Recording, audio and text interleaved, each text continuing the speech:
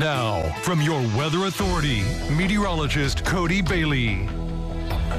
Well, scattered showers and a couple of storms continue to move through the tri-state. We're still under that level 1 marginal threat for an isolated severe storm through this evening before things really wind down. So the alerts board quiet in terms of severe weather, but we do have a few flood advisories that are in effect basically right over the Evansville metro for parts of really all of Vandenberg, most of Henderson, and at least the western half of Warwick counties. That'll go until the Weather Service saying about 7:15 for some flash flooding. We've had a lot of rain over not just the last couple of days, but just in the last couple of hours. In fact, just checking the National Weather Service chat, again, nothing severe, but we do have a report of a spotter just outside of Deaconess Gateway, their rain station, reporting 4 1/4 inches of rain just outside of the Deaconess Gateway area, and also a report of flash flooding at the intersection of Lincoln and Epworth Road. So again, the afternoon commute underway. Keep that in mind. You may have some of those standing water areas, not just in your typical flood-prone locations, but as we are seeing some heavy rain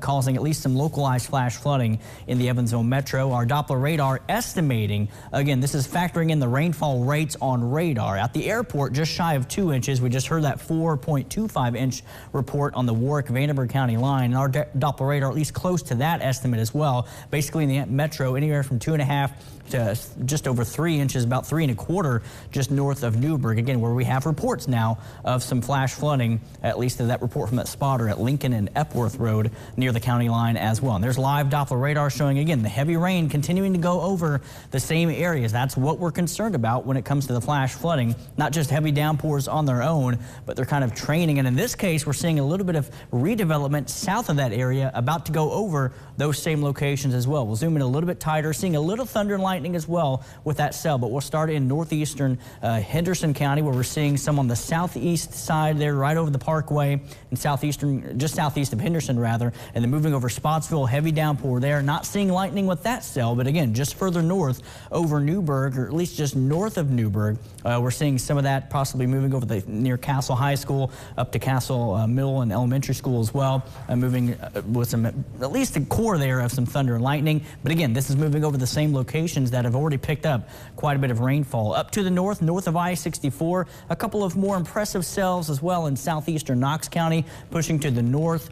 Also another cell there pushing through the Kellerville-Hayesville area of northern DuBois County, set to cross into southern Martin County as well. And this is something that we'll be dealing with here as we go into the next couple of hours. I think by about 10 o'clock tonight, maybe 10 to midnight, we'll see things really fade away and dry out. Can't rule out an isolated shower or two overnight tonight, but largely things will dry out as we go deeper into this evening. But traffic slowing down, likely because of the rain that's impacting the east side of Evansville from our Diamond Valley Federal Credit Union tower camera. Out on the west side, not getting much of that rain, but we did have a downpour moving over our Austin Home Tower camera earlier this evening on the campus of USI. Temperatures cooled down from the rain, 68 for Evansville and Princeton, but still 73 for Calhoun. Beaver Dam coming in at 74. So if you've seen the rain, you've knocked those temperatures down. All of us, though, have been below average, but this is a trend that we'll see off and on over the next couple of days. That low pressure that's triggering these off and on storms right now will give us a few spotty storms tomorrow. Again, much like today, the coverage not very widespread across the tri-state, but if you do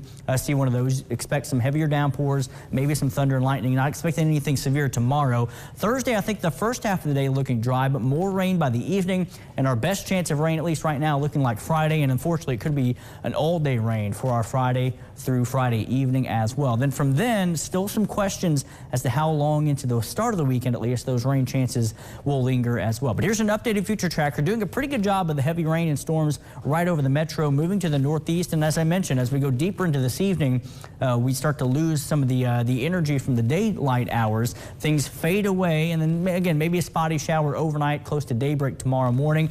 And we'll wake up to overcast skies, but we could see at least a decent amount of sun breaking out in between those isolated storms. Future Tracker doing pretty well showing that. But again, watch out for some spotty showers. Future Tracker not showing quite the coverage that we have right now. So that's some good news, of course, for that rescheduled Otters game. Hopefully we get both of those in without any issue for tomorrow evening. And again, Wednesday evening through the first half of our Thursday, looking dry and quiet, even a good amount of sunshine. But scattered showers and storms return late Thursday afternoon into Thursday evening, and then widespread activity arrives by daybreak Friday. And that, again, is going to set the stage for a soggy Friday with wave after wave of showers and storms. But again, still watching that possibility of an isolated severe storm through this evening, mainly for some hail or some damaging winds. Not really seeing that materialize right now. Our concern this evening continues to be flash flooding. Rain chances peak on Friday, then a few showers look like they will linger into the start of the weekend on Saturday before we slowly dry out by the end of the weekend and the start of next week.